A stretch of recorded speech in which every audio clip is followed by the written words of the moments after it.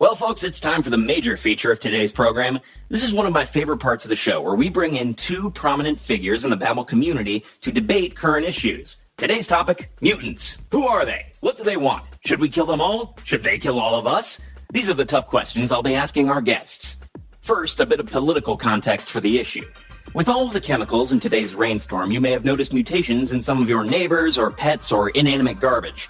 Some of you may have mutated yourself and grown all sorts of weird new appendages, tentacles, and orifices. Here's the bad news. Those mutations are 100% permanent. Here's the good news. There is no good news. Were you listening just now? Those mutations are permanent. Now, as I've already explained, mutations are nothing new in Babel. We've got a long history of mutated citizens going on to lead happy, healthy, and productive lives that are no less brief and painful than anyone else's. Most afflicted citizens choose to conceal their mutations beneath bulky clothing and weak excuses like, it's a fake tail, or, no, that's not a third eye, it's a zit that blinks. While open hostility against mutated citizens is generally discouraged due to social pressure and the risk of them turning to supervillainy, many mutants say that they still face discrimination in their day-to-day life. Recently, the issue made news again when Pizza Shack, praise be thy name, announced that they would continue to uphold their ban on hiring mutated employees, despite growing public opposition. Pizza Shack claims that mutation is a lifestyle choice at odds with their corporate values. The announcement drew support from traditionalist focus groups within the city, but was heavily criticized by activist group Mutants United for Tolerance Everywhere, or MUTE for short. Today here at the station, we gathered top-ranking representatives from both groups to discuss the issue in a calm, rational adult manner. Beetle, please prepare the sedatives. Thank you. That loud insult you just heard came from Ned Lerne, the director of prominent anti-mutant lobby PureGen. Hold on. Yes, Ned? Look, we are not anti-mutant. We are not anti-anything. We are not a hate group, Max. Despite what the liberal media might tell you, what we are is pro-traditional human values. So you're not anti-mutant, you're just not pro-mutant. That is absolutely correct, thank you. And the man to my left is none other than one of the co-founders of Mute and Ned's twin brother, Fred Lerne. Hi, Max. Thanks so much for having me on. I mean, us. Mostly me, not him. Thanks so much for being here, Fred. Also, Ned. Now tell me, how is it that two twin brothers, could end up being on the completely polar opposite sides of this issue? Well, Max, this may come as a surprise, but ever since we were young, Ned and I have been disagreeing about just about everything. Really? Yeah, this guy always wanted me to be in the library, sticking his head in a book or something. While Ned was always more the athletic type. Me, I don't have the body for it. Nothing. This is fascinating. Please continue. So on the topic of mutants, I wanted to talk I'm about... sorry, Max. I don't mean to be rude and interrupt. Here we go. It's just that the polite term is genetically altered persons, or GAPs for short. Look out, Max. Here comes the PC police. It's like, since when did they outlaw free speech in this city? Since last year, actually. City Council passed that statute, remember? I don't really know. But you're in a political lobby. Okay, you know what? Let's get back on topic. Fred, tell me, how did Mute first come to be? I'm really glad you asked, Max. Ever since I was young, I've been very sympathetic to the plight of genetically altered individuals, despite the fact that I myself am not mutated. Thank God.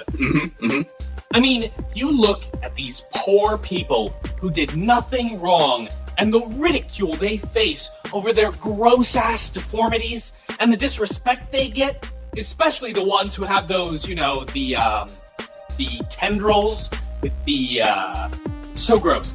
I think I get the picture. Anyway, I felt really bad for those poor sons of bitches. Literally, in the case of the ones who have dog heads.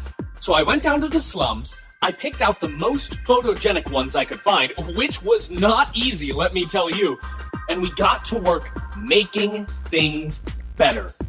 Mute is dedicated to helping mutants around the city fight for the rights they deserve. Great. Well, Ned, let's talk about what I think is... Do I think I'm a hero? No, not really. I'm just doing what any decent person should. I didn't call you a hero. You didn't? Sorry, I thought I... Nah, you didn't. My mistake. Well, yours, really. But please, go on. Well, Ned, let's talk about PureGen. Let's do. Your lobby has been at the forefront of the news lately for its efforts to block anti-discrimination laws against mutated individuals.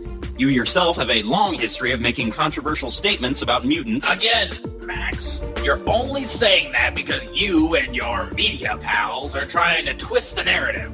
When have I ever said anything controversial? I'm glad you asked. We actually have a clip right here. Let me just play that.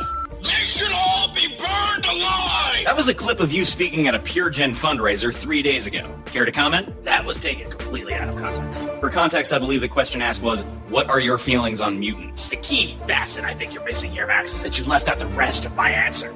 Oh, I'm sorry. You're right. Hang on. They should all be burned alive in front of their children! How is that less bad? Because I said they should spare the kids. Unless the kids are also mutated, in which case burn them too. Okay, see, this is why it's no use arguing with him, Max. He's like a child himself. Oh, I'm a child. I'm gonna tell Mom you said that. Just try it. Gentlemen, please, let's keep this civil. The last thing I want is for this segment to come to blows. We are saving that for the afternoon slot. Sorry, it's sensitive. Ned, I can't help but feel some real vitriol on your part towards mutants. Care to comment? I know. A lot of citizens think Pure Gen is just a bunch of ignorant bigots. But that's completely untrue. Our reasons for opposing the mutant agenda are based on objective fact and reason. Well, please enlighten us. It's very simple. If a person has a genetic mutation, it's because the almighty writhing eye has judged them unworthy, and they need to be destroyed lest his terrible wrath be brought down upon us. Nothing could be more logical. Oh, so it's a religious objection. No, yes, but also they're gross. Fred, care to comment? He's got me there. They are pretty gross. Great. Fred, what is Mute's reaction to the Pizza Shack announcement re-mutated employees? We are calling for a boycott of Pizza Shack and all Pizza Shack affiliated products, which is most products. But if you care about the fate of Gap rights in this city, you won't support those corrupt corporate fat cats. Hey now, Fred, corporations are people too. They have feelings just like us. Sorry, corrupt corporate big bone cats. Thank you. Now, gentlemen, is there any possibility that you could work things out amicably? It does pain me to see two brothers so close yet so far apart. Nothing. Keep going. Max, I think what your weird little goblin intern is trying to say is that the idea of us solving this peacefully is laughable. Hate to say it, but Fred's right. He's going to keep being a bleeding heart mutant lover. I'm just going to keep fighting the mutant agenda.